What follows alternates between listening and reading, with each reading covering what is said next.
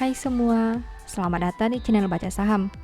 Pada video ini, kita akan bahas satu topik dengan judul Saham kecil PBV 0,2 kali mutiara terpendam, jarang dibahas. Rutin bagi dividen sejak tahun 2017 sampai 2021. Untuk itu, simak video ini sampai habis ya, agar mendapat pemahaman yang utuh. Di dalam video ini, Mimin akan bahas saham yang punya valuasi PBV yang rendah, di mana hanya 0,2 kali. Artinya harga saham yang ada di pasar hanya dijual seharga 20% dari modal yang dimiliki. Selain punya valuasi rendah, menariknya saham ini rutin bagi dividen tanpa pernah absen sejak tahun 2017 sampai 2021.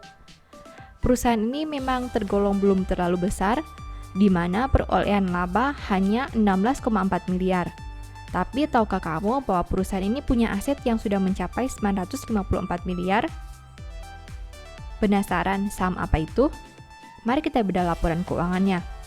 Nah, karena laporan terbarunya sudah terbit, Mimin mau bahas kinerja triwulan 4 2021 saham ini. Tentu saja akan ada kesimpulan di akhir video dari aspek yang dibahas. Untuk itu, nonton sampai selesai ya.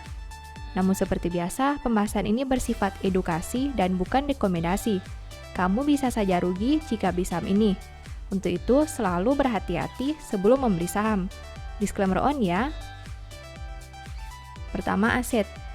ASBI punya aset 954 miliar di tahun 2021. Sedangkan di tahun 2020, asetnya berjumlah 871 miliar. Artinya aset perusahaan naik 83 miliar atau 9,53% dalam 1 tahun terakhir. Sekarang mari kita bahas lebih detail. Dari total aset 954 miliar, perusahaan punya aset reasuransi sebanyak 278 miliar. Artinya 29,14% aset perusahaan berada dalam bentuk ini. Jika dibanding tahun sebelumnya, pos ini naik 29 miliar atau 11,65%. Selain aset reasuransi, ada juga aset tetap. Dari total aset 954 miliar, perusahaan punya aset tetap sebanyak 155 miliar. Artinya, komponen ini punya porsi kedua terbesar di dalam aset perusahaan. Jika dibanding tahun sebelumnya, pos ini naik 30 miliar atau 24%. Kedua, liabilitas. ASBI punya liabilitas 598 miliar sampai triwulan 4 2021. Sedangkan di tahun 2020, liabilitasnya berjumlah 557 miliar. Artinya, hutang perusahaan naik 41 miliar atau 7,36% dalam 1 tahun terakhir. Nah, dari total liabilitas 598 miliar, perusahaan punya liabilitas kontrak asuransi sebanyak 459 miliar.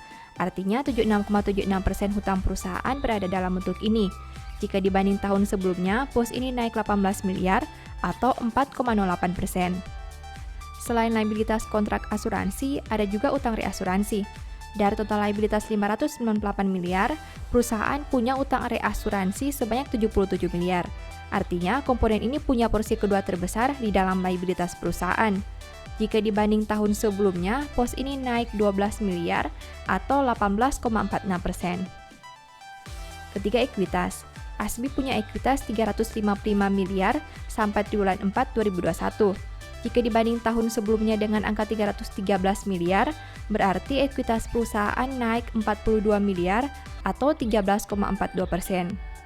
Nah, dari total ekuitas 355 miliar, perusahaan punya saldo laba belum digunakan sebanyak 154 miliar. Artinya 43,38% ekuitas perusahaan berada dalam bentuk ini. Jika dibanding tahun sebelumnya, pos ini naik 17 miliar atau 12,41%.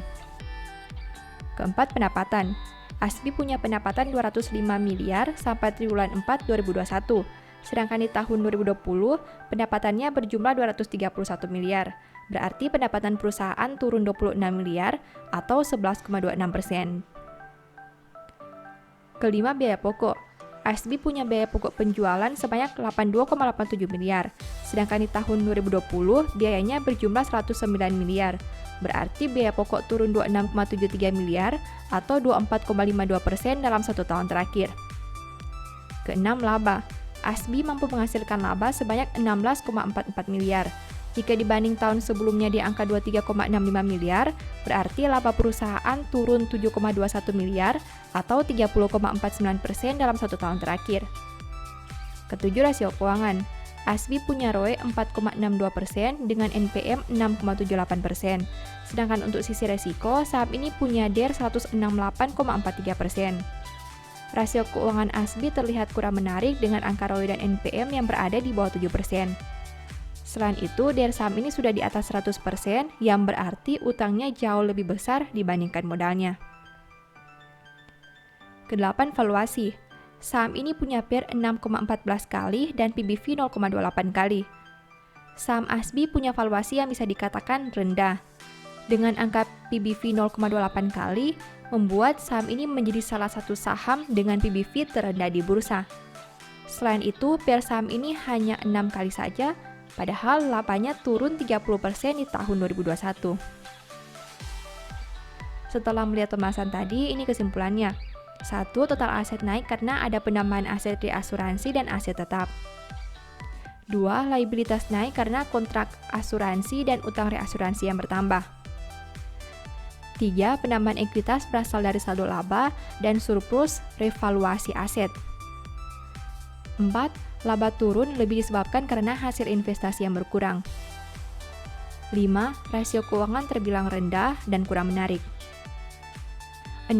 Valuasi masih murah khususnya dari aspek PBV yang hanya 0,28 kali.